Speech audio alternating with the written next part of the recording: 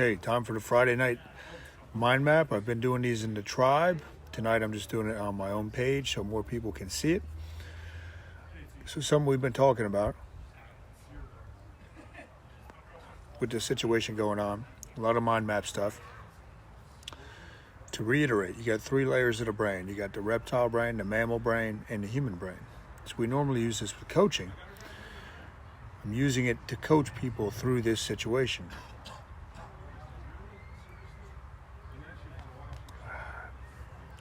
The quickest way you can increase your level of threat is to reduce prediction and response. The brain is a pattern recognition machine. As soon as you take that away, your level of threat and stress goes up. So you think about all the aspects of this situation with coronavirus that has people losing their prediction and response. You have lack of clarity with your daily routine. You have lack of clarity as to when is this thing going to be over. You have lack of clarity to your financial situation. Some people are very fearful of the actual threat of the coronavirus itself. So what we need to do is figure out how do we add back patterns and prediction and response to our life. Well,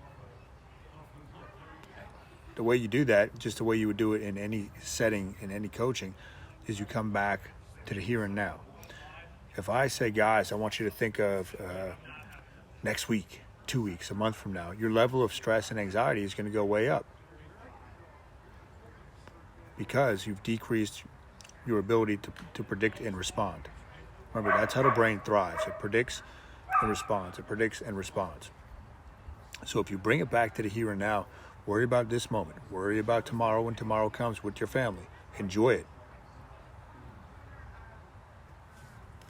Do stuff that you like, that you can relax with. If you think too far out in the future, there's a lot to be learned in this situation, in this lesson. If you think too far out into the future, with anything, your anxiety is going to go up. That's called the anxiety gap. Because the further out you think, the less prediction and response you have. Anxiety goes up. When your brain can't predict what's going to happen, it doesn't like that. It wants to come back to the here and now. This is one of the great, I don't even know what to call it, threats just to human beings on daily life. Forget about this situation. Daily life, people are thinking way too far out in the future. Now, as I always say, if you think about the timeline of life, past, present, future, all you have is now. You can affect the past by how you think about it, but you can't change it. The future is not real. It's just a figment of your imagination. Because if you think about it, when the future gets here, it's always now. That's all we have is right now. So in this situation, you create more relief and prediction and response and safety and reduce your level of stress and threat by being in the here and now. Do some belly breathing. Go for a walk. Laugh. Sit with somebody that you love. Just look them in the eye. Look your dog in the eye. The reason looking somebody in the eye that's non-judgmental or looking your dog in the eye works, and the reason pet therapy works is because you're connecting in that mid part of the brain, the midbrain, the paleo-mammalian brain it's called. Dogs don't judge us, right? So that's a very calming thing for the brain because it's your animal brain. You got smoking a cigar. That's what I do Friday nights, Lisa. It's nice and relaxing. It calms you. It makes you breathe. There you go. So when you look a dog or your animal in the eye, there's no judgment coming from it. And too often we don't get to connect on that level. Use this time right now to connect on that level with friends and family.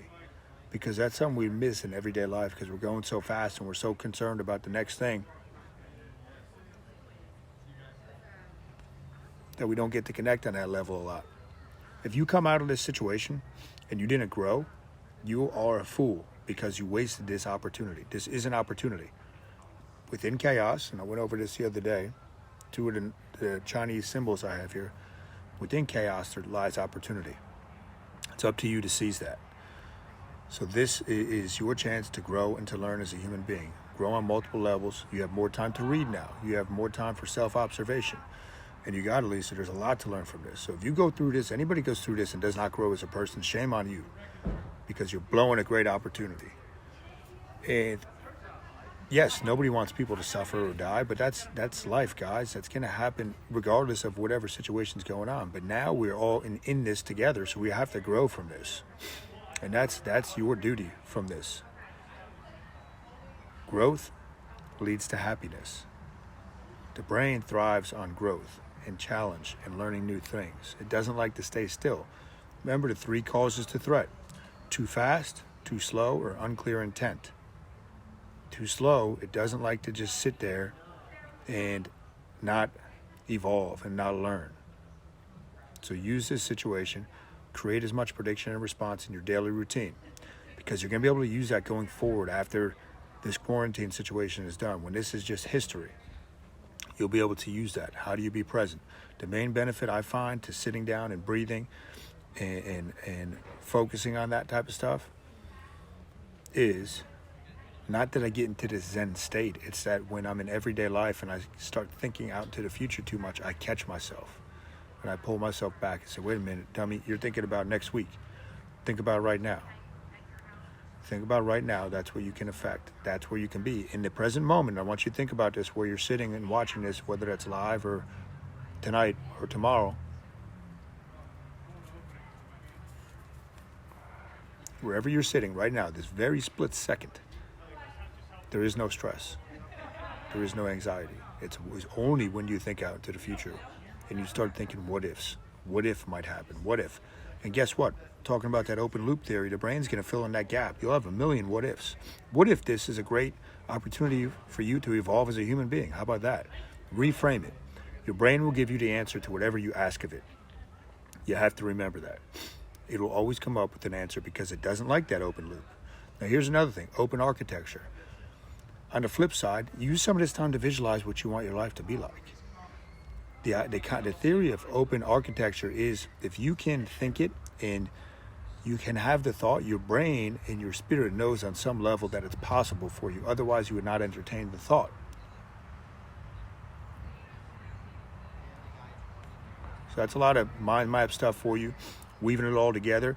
With mind mapping, the whole thing is I keep layering it on and teaching in different ways, and you have to make the associations because you have to connect. Once you connect, it's bridging the gap.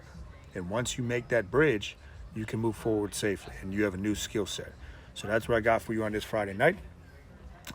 Gonna go hang out up in the cul-de-sac. Some of the people are doing a workout up there.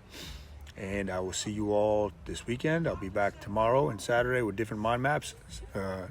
Tomorrow and Sunday. Tomorrow is Saturday. Sunday we will do an open architecture, Josh. That's something I'm going to be teaching you in the Panda Challenge. So stay tuned. Sunday, thanks Outlaw.